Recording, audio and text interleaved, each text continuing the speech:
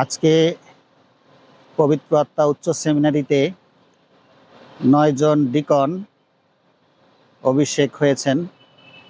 আমরা তাদেরকে অনেক শুভেচ্ছা এবং স্বাগতম জানাই। তারা 5টি ডায়োসিস থেকে এবং আজ থেকে তারা ডিকন হিসেবে মণ্ডলীতে সেবা দান করবেন।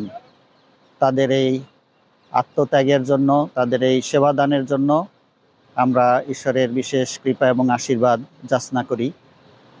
আগামীতেও যেন আরও অনেকে এইভাবে যাজকীয় সেবা কাজে এগিয়ে আসে, সেজন্য আমরা প্রার্থনা করি।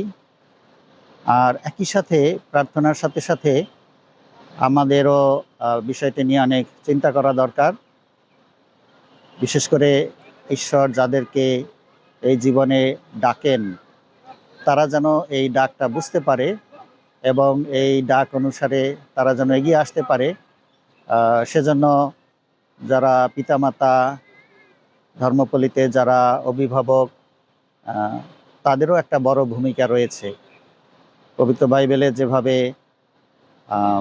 সামুয়েল এবং এলির ঘটনাটায় আমরা দেখি, সামুয়েল বুঝতে না পারলেও এলি বিষয়টা বুঝিয়ে দিয়েছেন। একইভাবে আমাদেরও একটা ভূমিকা আছে। আমি আশা করি আমাদের ভক্ত জনগণ এই ভূমিকাটি যথার্থভাবে পালন করবেন এবং প্রতি বছর এইভাবে এই উচ্চ সেমিনারিতে অনেকেই ডিকন হিসাবে সেবাদান করবেন। তারা এখানে প্রায় 7 বছর পড়াশোনা করে, এর মধ্য দিয়ে তাদের একটা গঠন হয়, তারা নিজেদেরকে প্রস্তুত করেন।